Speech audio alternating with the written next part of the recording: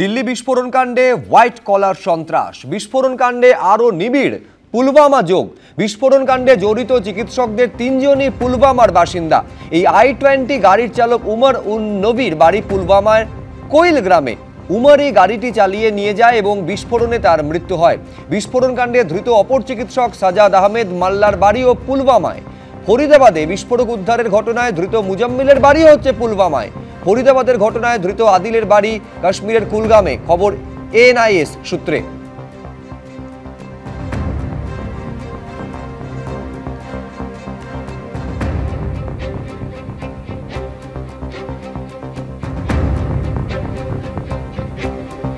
এই যে উমর উন নবী, যার মৃত্যু হয়েছে এবং যে গাড়িটি চালিয়ে নিয়ে যাচ্ছিল বলে দিল্লি পুলিশের তরফে দাবি করা হচ্ছে, সেই হচ্ছে টেরর মডিউলের মাস্টারমাইন্ড। উমরই মাস্টারমাইন্ড। ফরিদাবাদে বোমা তৈরির ফ্যাক্টরি। জঙ্গিদের হয়ে পোস্টার লাগানোর মামলার তদন্তে সন্ত্রাসবাদী চিকিৎসকদের হদিশ মিলেছে। জঙ্গিদের পোস্টার মামলার তদন্তে প্রথম সামনে আসে চিকিৎসক মুজাম্মিলের নাম। 30 অক্টোবর মুজাম্মিলকে আটক করে পুলিশ, আর তারপরই ফরিদাবাদ মডিউল সামনে আসে।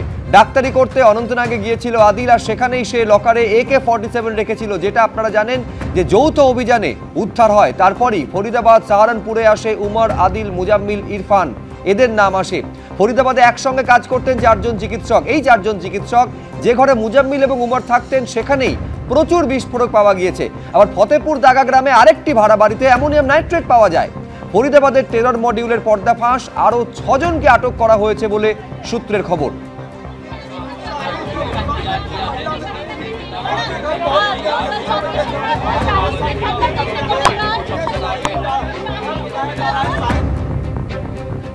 अक्टूबर के महीने में ही कुछ टेररिस्ट ऑर्गेनाइजेशन के पोस्टर्स जम्मू कश्मीर में बांटे गए। घाटी में इन पोस्टर्स को लेके पुलिस ने जांच शुरू की तो मुजम्मिल का नाम आया। मुजम्मिल गनी को जब पकड़ा गया तो उसके बाद पता लगा कि इसका बॉस तो उमर है और ये लोग बम बनाने की फैक्ट्री तैयार कर रहे हैं एक तरह से फरीदाबाद में। तो उसके बाद फरीदाबाद पुलिस और जम्मू कश्मीर पुलिस ने जब रेड किया तो दौज और फतेहपुर टागा गांव में इनकी फैक्ट्री पता लगी, इनका गोदाम पता लगा, बम बनाने का सामान मिला। उसके बाद उमर वहां से दौड़ आया। उमर मिसिंग हो गया वहां से। उमर भागकर दिल्ली आया, गाड़ी में आ गया। मुझे लगता है कि जो बम इन्होंने वहां बनाया था वो विस्फोटक अपने साथ लेकर आया और 3 घंटे यहां पर, जहां मैं खड़ा हूं इसके बगल में ही यहां सुनहरी मस्जिद है, इसकी पार्किंग में उसकी गाड़ी खड़ी रही। उसके बाद उसका क्या प्लान था ये पता नहीं चल पाया। वो किसके टच में था, फोन यूज भी कर रहा था या नहीं यूज कर रहा था, या फोन जो इस्तेमाल कर रहा था उसने फेंक तो नहीं दिया था डंप डाटा के जरिए। ये सब पता लगाने की पुलिस कोशिश कर रही है, लेकिन कुल मिला के फैक्ट्स सामने आ गए हैं कि कैसे आतंक के डॉक्टरों की ये फैक्ट्री का किस्सा जो है वो 2021 के बाद शुरू हुआ था कश्मीर वैली में।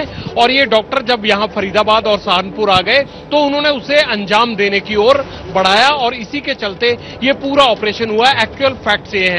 उमर मोहम्मद पकड़े जाने के डर से भागा और फिर यहां पर विस्फोट हो गया। एक कड़ी अभी नहीं सुलझी है कि उसने अपने आप को उड़ाया या गलती से ये विस्फोट हो गया, क्योंकि अभी तक की जांच में कहीं भी ये बात सामने नहीं आई है कि इनको बम बनाकर फलानी जगह पर उसको जाकर एग्जीक्यूट करना था। इनका इस चीज को, इस जगह को, इस आदमी को उड़ाने का प्लान था। इस तरह की बात अभी पुलिस और जांच एजेंसियों के सामने नहीं आई है। इसलिए माना यह जा रहा है कि ये फिदाइन के तौर पर अपने को तैयार कर रहा था। तो क्या ये फिदाइन बन गया था या इससे एक्सीडेंटली इस तरह की घटना हो गई कि मेरी सारी 4 साल के जो भी मैंने साजिश रची थी वो बेनकाब हो गई, मेरे साथी पकड़े गए, सब कुछ पुलिस ने कर दिया, उसके बाद इसने अपने आप को उड़ा लिया, या एक्सीडेंटली इससे ये हो गया लाल किला के सामने। इस बात को लेकर अभी पेच है। बाकी पीछे की कहानी सारी पुलिस के सामने, जांच एजेंसियों के सामने क्लियर है। और मुझे ये लगता है कि गृह मंत्रालय को भी आज ये साफ साफ कर दिया गया होगा कि कैसे इस मामले की शुरुआत हुई और कैसे उमर मोहम्मद तक पहुंचने के लिए जो है कोशिश कर रही थी पुलिस, और इस दौरान ये धमाका हो गया।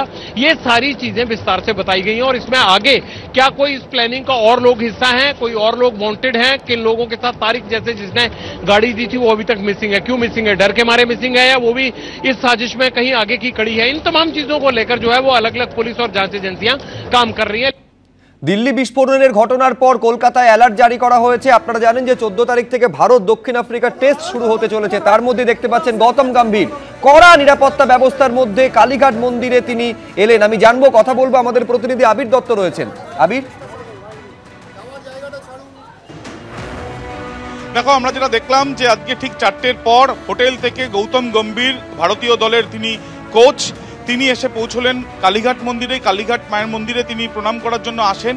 তিনি প্রায় 15 মিনিটের মতন সেখানে ছিলেন এবং তারপরে তিনি বেরোনোর সময় কিন্তু দেখা যায় যে বেনজির নিরাপত্তা বলয়ের মধ্যে তাকে রাখা হয়েছে। তার কারণ তিনি যখন আসেন কলকাতা পুলিশের তরফ থেকে আলাদাভাবে একটি ভ্যান থাকে এবং পুলিশ আধিকারিকরা থাকে, স্থানীয় থানার পুলিশও থাকে এবং তাকে বার করার সময়ও এক প্রকার বলয়ের মধ্যেই তাকে রেখেছিলেন এবং তদন্ত যারা সেখানে ছিলেন অফিসাররা, এবং তার সঙ্গে সঙ্গে তাকে এখান থেকে নিয়ে যাওয়া হয়। নির্দিষ্ট যে সময় নির্ধারিত করা হয়েছিল সেই সময়ের মধ্যেই কিন্তু তিনি প্রণাম করে এখান থেকে বেরিয়ে যান। যদিও তাকে একাধিক প্রশ্ন করা হয়েছিল, তার কারণ তার হোম টাউন দিল্লি, আর সেখানে এই ঘটনা এবং এই পরিপ্রেক্ষিতেও তিনি কোনো মন্তব্য করেননি। যদিও এই যে ঘটনার পর থেকে যেমনটা কলকাতা পুলিশ কমিশনার আজকে ইডেন গার্ডেন্সে গিয়েই জানিয়েছিলেন যে ভারত দক্ষিণ আফ্রিকা টিম রয়েছে, তাদের জন্য বাড়তি সতর্কতা তারা রাখছেন, নিরাপত্তার উপরেও জোর দেওয়া হচ্ছে, এমনকি তাদের হোটেল এবং এই যে কালীঘাট মন্দিরে আসার কথা গৌতম গম্ভীরের, সেই ক্ষেত্রেও তারা উপযুক্ত ব্যবস্থা রেখেছেন। এবং আমরা দেখতে পেলাম আজকে যখন গৌতম গম্ভীর এসে পৌঁছলেন তখন বেনজির নিরাপত্তা বলয়ে রাখা হয়েছিল তাকে। ধন্যবাদ। আমি अक्टूबर के महीने में ही कुछ टेररिस्ट ऑर्गेनाइजेशन के पोस्टर्स जम्मू कश्मीर में बांटे गए। घाटी में इन पोस्टर्स को लेके पुलिस ने जांच शुरू की तो मुजम्मिल का नाम आया। मुजम्मिल गनी को जब पकड़ा गया तो उसके बाद पता लगा कि इसका बॉस तो उमर है और ये लोग बम बनाने की फैक्ट्री तैयार कर रहे हैं एक तरह से फरीदाबाद में। तो उसके बाद फरीदाबाद पुलिस और जम्मू कश्मीर पुलिस ने जब रेड किया तो दौज और फतेहपुर टागा गांव में इनकी फैक्ट्री पता लगी, इनका गोदाम पता लगा, बम बनाने का सामान मिला। उसके बाद उमर वहां से दौड़ आया, उमर बेसिक हो गया वहां से, उमर भागकर दिल्ली आया, गाड़ी में आ गया। मुझे लगता है कि जो बम इन्होंने वहां बनाया था वो विस्फोटक अपने साथ लेकर आया और 3 घंटे यहां पर, जहां मैं खड़ा हूं इसके बगल में ही यहां सुनहरी मस्जिद है, इसकी पार्किंग में उसकी गाड़ी खड़ी रही। उसके बाद उसका क्या प्लान था ये पता नहीं चल पाया। वो किसके टच में था, फोन यूज भी कर रहा था या नहीं यूज कर रहा था, या फोन जो इस्तेमाल कर रहा था उसने फेंक तो नहीं दिया था डंप डाटा के जरिए, ये सब पता लगाने की पुलिस कोशिश कर रही है। लेकिन कुल मिला के फैक्ट्स सामने आ गए हैं कि कैसे आतंक के डॉक्टरों की ये फैक्ट्री का किस्सा जो है वो 2021 के बाद शुरू हुआ था कश्मीर वैली में, और ये डॉक्टर जब यहां फरीदाबाद और सहारनपुर आ गए तो उन्होंने उसे अंजाम देने की ओर बढ़ाया और इसी के चलते ये पूरा ऑपरेशन हुआ। एक्चुअल फैक्ट्स ये है, उमर मोहम्मद पकड़े जाने के डर से भागा और फिर यहां पर विस्फोट हो गया। एक कड़ी अभी नहीं सुलझी है कि उसने अपने आप को उड़ाया या गलती से ये विस्फोट हो गया, क्योंकि अभी तक की जांच में कहीं भी ये बात सामने नहीं आई है कि इनको बम बनाकर फलानी जगह पर उसको जाकर एग्जीक्यूट करना था। इनका इस चीज को, इस जगह को, इस आदमी को उड़ाने का प्लान था। इस तरह की बात अभी पुलिस और जांच एजेंसियों के सामने नहीं आई है, इसलिए माना यह जा रहा है कि ये फिदाइन के तौर पर अपने को तैयार कर रहा था। तो क्या ये फिदाइन बन गया था या इससे एक्सीडेंटली इस तरह की घटना हो गई कि मेरी सारी 4 साल के जो भी मैंने साजिश रची थी वो बेनकाब हो गई, मेरे साथी पकड़े गए, सब कुछ पुलिस ने कर दिया, उसके बाद इसने अपने आप को उड़ा लिया, या एक्सीडेंटली इससे ये हो गया लाल किला के सामने। इस बात को लेकर अभी पेच है। बाकी पीछे की कहानी सारी पुलिस के सामने, जांच एजेंसियों के सामने क्लियर है। और मुझे ये लगता है कि गृह मंत्रालय को भी आज ये साफ साफ कर दिया गया होगा कि कैसे इस मामले की शुरुआत हुई और कैसे उमर मोहम्मद तक पहुंचने के लिए जो है कोशिश कर रही थी पुलिस, और इस दौरान ये धमाका हो गया। ये सारी चीजें विस्तार से बताई गई हैं और इसमें आगे क्या कोई इस प्लानिंग का और लोग हिस्सा हैं, कोई और लोग वांटेड हैं, किन लोगों के साथ, तारिक जैसे जिसने गाड़ी दी थी वो अभी तक मिसिंग है। क्यों मिसिंग है, डर के मारे मिसिंग है या वो भी इस साजिश में कहीं आगे की कड़ी है? इन तमाम चीजों को लेकर जो है वो अलग अलग पुलिस और जांच एजेंसियां काम कर रही है।